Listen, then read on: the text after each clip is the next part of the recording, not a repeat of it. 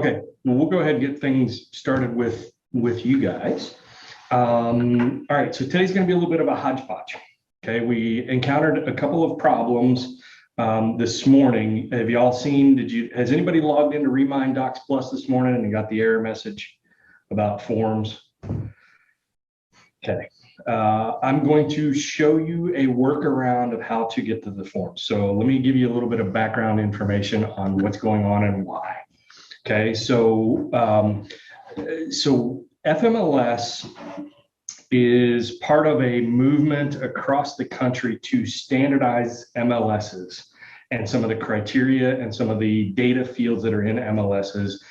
It's a common problem and for national companies that are trying to put information out on services like the web, that they have inconsistent data from an MLS that's in Texas versus one that's in Georgia. So there's a movement afoot to try to standardize data fields and information across MLSs all across the country. And so some of the things that you see MLS and to a certain extent Georgia MLS doing are trying to put their data in formats and structures that is recognized by other companies. Okay, so that's why you see things like the Mid-Georgia MLS is now part of FMLS and the data is being shared. Okay, well, one of the things that they did was they had to restructure the way the forms are laid out in the forms packages. And for some reason, there's a glitch this morning and GAR forms have just disappeared from everybody's profiles, which is problematic if you're in the middle of a contract negotiations, you need something. Well, I'm going to show you a very quick and easy workaround on how to do that. Okay. So I'm going to share my screen.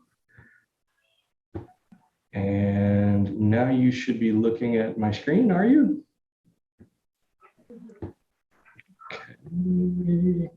All right, so everybody is very familiar with the forms. I'm going to show you from two different ways. You can go to the forms library here, and this is the change that you now see. It used to be that everything was listed right there under that, but now you've got Georgia, Alabama, and some of the others that are represented under the forms.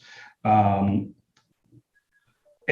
typically this would be where you would see somewhere in Georgia, you would see not only the dual entry forms, the mid-Georgia MLS forms and the RE forms, but you'd see the GAR, the GAR forms right there. Unfortunately, they're not. But let me show you something that under the package library, under Century 21 Connect, you have all of the forms that you are most likely to ever need. And they're packaged just as you would, as the name implies, in a nice little bow based off of what you're trying to do. If you're trying to write a purchase and sale that is cash or a conventional loan, let's just pick conventional just for the sake of argument. You open this up, and there you go. And this contains all the forms that you are likely to potentially need if you're ever doing a purchase and sale for a conventional loan. Okay. And so if you are, if you are looking for a particular form, when you are within your transaction, let's say I'm within this transaction right here and I go to upload the form, instead of looking for it in forms, you can also find it in packages, and then you can drill down and find exactly what you need from within the transaction. So there's my purchase and sale conventional, and now I can pick, I'm going to need this one, I'm going to need that one, I'm going to need the seller's property disclosure. You can just basically come through and pick all of these. All right. Is that helpful information? Good. All right. So a couple of things that I want to tell you about what's going on and a couple of announcements. So the rest of what we're going to do today a little bit is going to be, we did this a few months back and it was wildly popular. And so I'm going to bring it back again. First, let me stop sharing so you can look at something besides my screen. And what we're going to do is there's a lot of new agents. Who's the iPhone, by the way? I don't know who that is. Is that you, Tracy? Okay, so you're in there twice? Oh, okay. I have iPhone. I'm sorry, who's the iPhone? Dale? Hey, Dale. Hey, man. Okay, I just was trying to figure out who everybody was. All right. So what we did a few months back was I noticed a gap in some knowledge for you guys on the new agent side. Things like home terminology, the anatomy of a home. What is what does a gable look like? What's an eave? What's the difference between coffered ceilings and a chair rail? All those kind of things are stuff that I want to cover a little bit today in terms of glossary of terms. And then this is the step one. Step two, next week, we are going to do another field trip to another home in the local area. And we're going to walk the home. And we're going to spend about an hour, maybe an hour and a half, as much time as we need.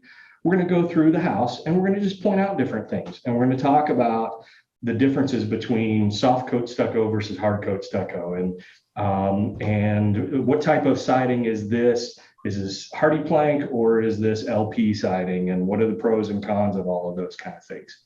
So we're going to talk about all of that in the field next week.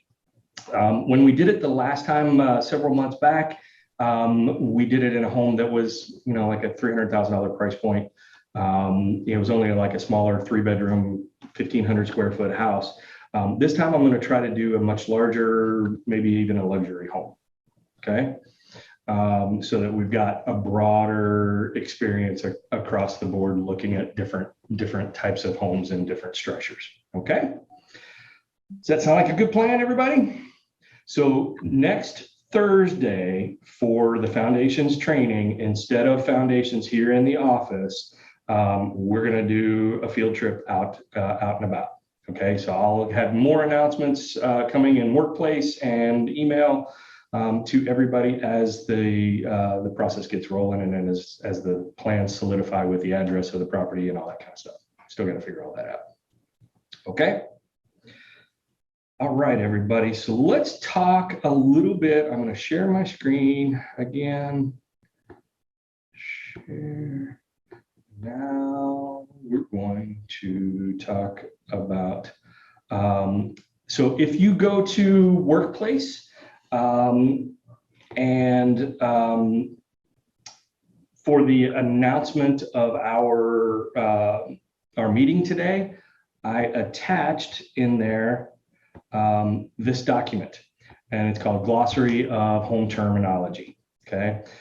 This is something I did put together from a couple of different sources, and we're just going to kind of go through and we're going to pull out some highlights, and this is going to be very interactive. So I want you guys to take yourselves off mute and pipe up, and let's talk about this picture. What are we looking at? What kind of a window is this? Bay window? You are correct. That is a bay window. 3 wall segments sticking out from the home. Typically, you see the angled on the clipped corners, if you will. Oftentimes, you'll see them with this type of a metal roof. And this is called, does anybody know what the terminology of this material is? What do you mean, copper? Well, it is copper. Metal. This is standing seam metal. Okay. You can tell by the lines. So that's a standing seam. There's 2 pieces of metal that are folded together and basically wrapped over like this, and that will never allow water to go into that seam. Hmm. That is called standing seam copper or standing seam metal type roof. Okay, what are we looking at right here? Where my cursor is at, right next to the window. Columns. Column, pillar. This one, can anybody tell what the material might be? Echo. Yeah, that's stucco. And my guess would be based off of where it's at, it's probably soft coat stucco, but we'll talk a little bit more about that next week as we're out in the field. Okay. But you know, there's two different types of stucco. There's hard coat stucco and there's something called soft coat stucco. It's also called EFIS. And I cannot remember what that acronym stands for. Exterior insulating finishing system. Say that one more time. Exterior insulated finishing system. Oh, you go, Tracy. I'm impressed. I did You a are report. absolutely correct. Exterior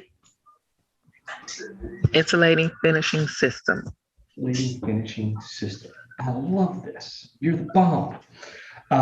It's also called soft coat. That's how I use it. Okay. All right. So let's talk a little bit more. So what's the difference between a bay window and this, which is called a bow window? Anybody tell? Or a box window, sorry. The design. Say that again. The design. Yeah, the box window is square, whereas a bay window typically has the clipped corners on it. I don't know that anybody's going to make a big difference out of that, but let's just look at some other elements of this particular home. What would you call this roof line right here in the front of the house, as well as this one? An arch. Okay. Anybody else? Pinnacle. The triangular shape is a gable. Okay. I'm trying to connect. What am I doing here? Cancel. Those are gable ends to a roof line. So the triangular shape that you see where my cursor is at on the end of the house, that is a gable end. And we're going to talk about some other roof types here further down into the conversation. Okay. Anybody else see anything or have any questions about any of the elements that you see on this particular house that you want to talk about, or anything that you've ever wondered about and never had the guts to ask? Okay. All right. So let's talk about window types.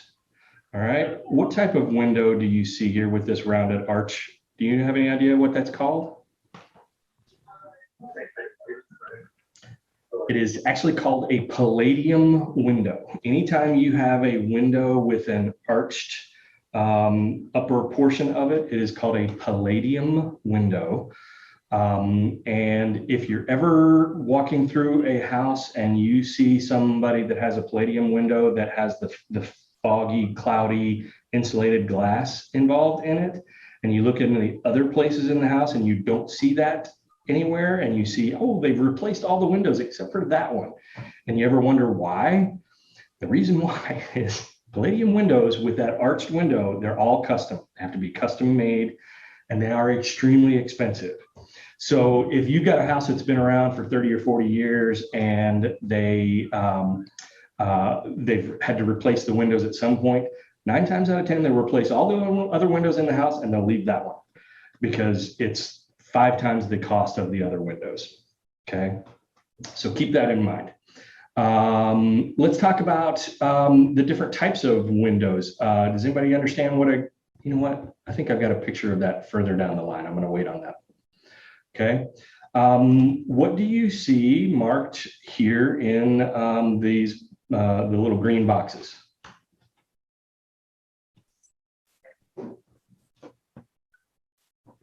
Image big enough, everybody? The chair rail. Excellent. Chair rail. Okay. What is the entire area below the chair rail referred to?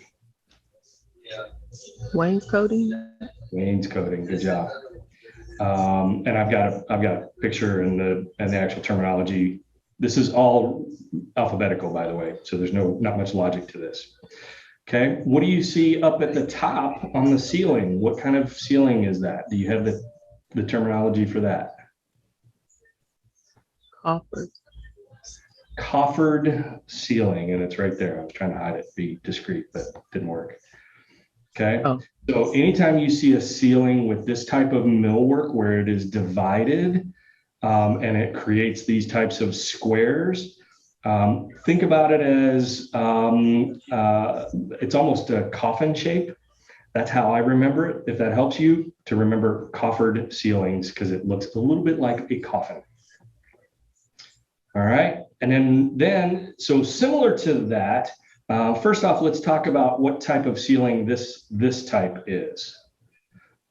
So if this is a coffered ceiling, what type of ceiling is this? This one.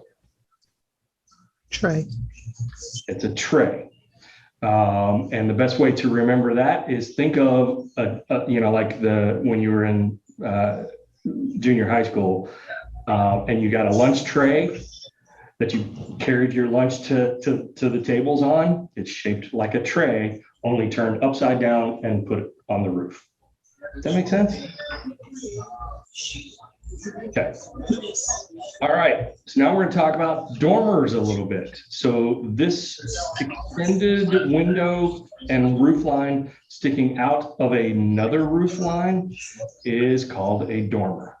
Okay. You can see them everywhere. There's some really cool variations of this where you'll see an eyebrow window, an eyebrow dormer, which sticks out and it's shaped like an eyebrow. It's really unique. I might have a picture of that further down here. But that is a dormer. Okay.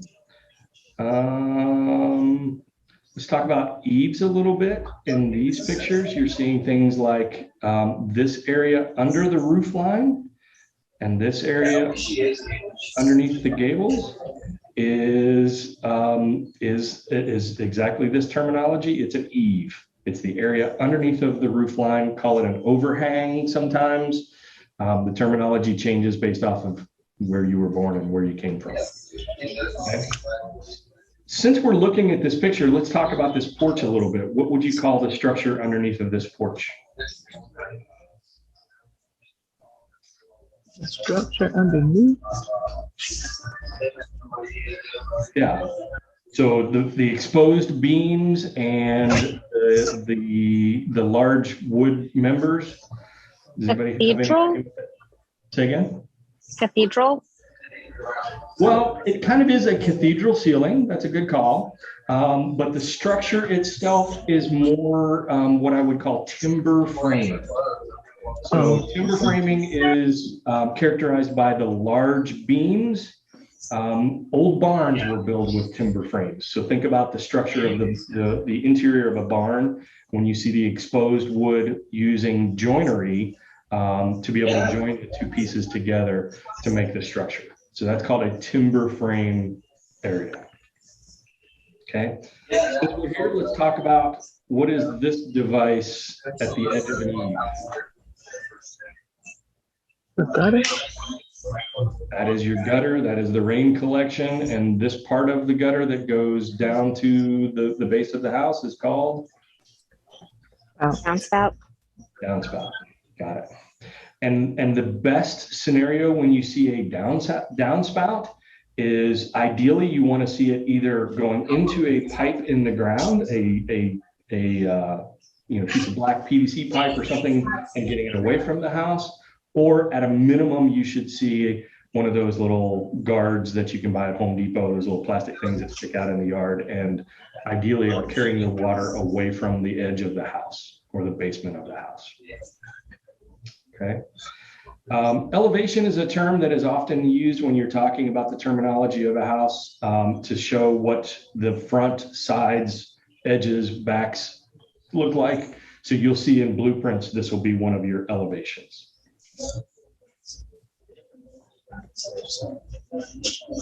Okay, so here we already talked about this a little bit, but this is a gable.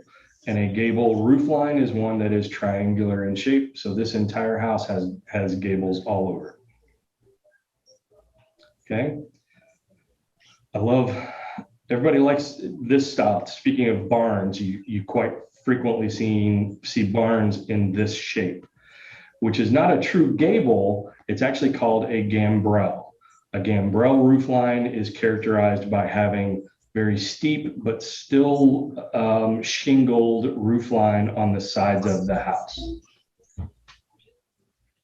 Everybody familiar with that? It's also sometimes called a Dutch roof line, because gambrel it's actually a term, and these homes were characterized and brought over from the Netherlands, believe it or not, back in the day. Okay. And then you've got some weird stuff. I don't know that there's any gull wing houses anywhere in Metro Atlanta, but you might come across something like that. This type of roof line is called a hip roof. A hip roof is one that has the slants on multiple sides of the home. Okay, and this is actually called a half hip, because it's only clipping a corner off of the tip of the gable end. Okay, so this is a half hip. This roof line, if you were to extend this over and look at this picture a little bit differently, the roof line at the top of the house is a full hip roof, whereas this is just a half. Does that make sense? Okay. I never could understand the hip roofs. To this day, I still don't. Really? Okay. I can never see it. Example. This is a hip roof. So as opposed to having a vertical triangle, it's got basically it's on a slant. Okay. HVAC is a term that we use a lot to be able to shorten down heating, air conditioning, and ventilation equipment. A joist is the horizontal framing member, usually in the roof line or in the floor. Okay, I love these rooms. How many bonus rooms in Metro Atlanta have you seen that look exactly like this? I saw a couple this past week. Yep. Everywhere. Okay, so this wall right here that doesn't go the full height of the room, what do you call that wall? That pony wall? Close. Good job. It's actually a knee wall. Knee wall, yes. K-N-E. So it doesn't go all the way up. Knee so wall. you think about it, it just goes to your knee. To my knee. Mm-hmm. So, and it What's is. the pony? What did I get? What did I Floor get? that is Pony not a wall. regular height because the roof plane extends through its surface. Mm-hmm. Okay. And I have an example of a pony wall, so I'll show you that too, since you mentioned it. All right, now let's talk about stairs and the terminology behind stairs. Okay, real simple. What's this right here and this right here? The rail? Those are the handrails. Okay, what is this post right here? I just call it post. Oh man. It's the newel post. Newel post. Newel, N-E-W-E-L-L, newel post, and it's a support post placed vertically, generally joining sections with railings and balusters. Okay, so this is the post. What is this? The white part. The baluster. That is the baluster. So the newel post is the one on the end, and it's usually the anchor to the rest of the baluster. But yeah, these are the balusters and the handrail. All right. We have pillars. These are interior. You can also have a pillar that's exterior very easily. Here is a pony wall. All right, a pony wall is also a short wall. It just doesn't extend all the way to the roof line or to the top of the ceiling. It's just sticking out in the middle of the room, basically. And it's commonly splitting different elements of the room. So maybe you've seen a pony wall between the dining room and the living room. That is a pony wall. And that's pretty much exactly what you got here. All right. This is, I think that the way this is pronounced is the coin. The coin are these, sometimes they're actual genuine rocks and stone. Sometimes they are synthetic. They may be made out of stucco to look like a limestone stone. But you see this typically in this edging corner material in a brick framed house. And that is called a coin. Okay, rafters, obviously, these are also rafters, but these particular ones are, what did we say this was? Timber wood. This is a timber frame rafter, but it's a rafter nonetheless. Okay, see if I got other pictures here. Oh my goodness, how many of us have seen these lately? Yeah, very, very popular these days. So this is the slide door, also called a farm door, and it comes with this extra hardware. It's pretty interesting stuff. Okay, does anybody know what the soffit is? We talked about eaves. What's the soffit portion of a roof line? The under portion of the eaves. Let me get back to a roof line picture. I don't know what my hand is doing, but Okay, so if this entire structure is the eave, the part that is the underneath side, the underneath of the roof line, that is actually called the soffit. And the soffit material can sometimes be vinyl, it can sometimes be wood, it can sometimes be any number of different products. And that is what a soffit. The boxed area usually built, that's also cabinets above the fill the gap between the top of cabinet tops too. Okay. Do I have a picture of that? I don't have a picture of that. All right, let's talk about split level versus split foyer. What do you think this house is? I would say split foyer.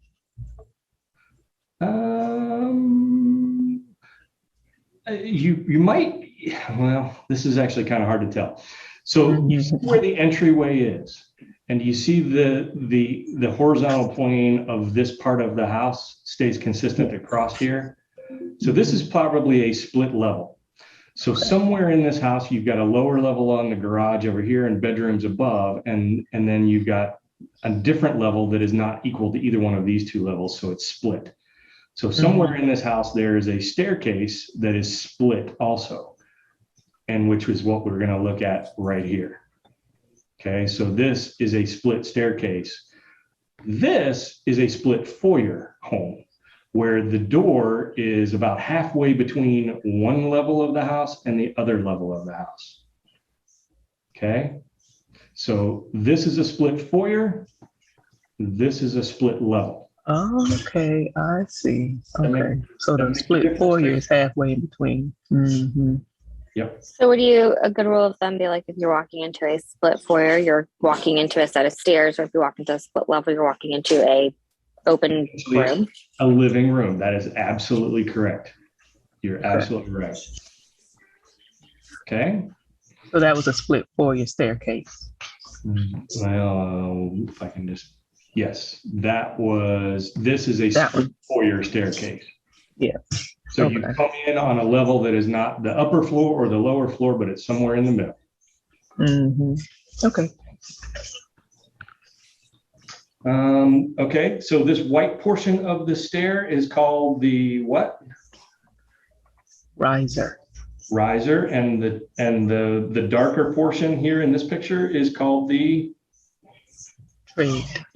tread. Okay, so you got the tread, and the riser is the part behind. Okay, and then we already established these are balusters, and this end post would be the newel post theoretically. All right. Stringer is this part of the stairs that is the support structure that the treads, the risers, and the treads attach to. So that's this upper portion. Okay. Transom windows. Okay, how many of us have seen windows like this light that is the multi-pane lights above a door? That is called a transom window. Okay, wall cabinets, vanities, valley flashings. There's a lot of terminology in here. Of course, we all know what a windowsill looks like. I probably shouldn't need to talk to you a little bit about that. And that takes us to the W's, and we're 3 minutes over. Sorry about that, folks. But hopefully you got some good information out of it. Yep. Can you just Yes. go over where this document was? I looked in Workplace and you said it was where? Workplace, the announcement for the Zoom today, where you can click on the link. I put it in a comment right below that. But if you're interested, I'll email it to you. Nope, I got it. Thank you so much. Okay. Any other questions? Nope. Have a Good, great thank day, everybody.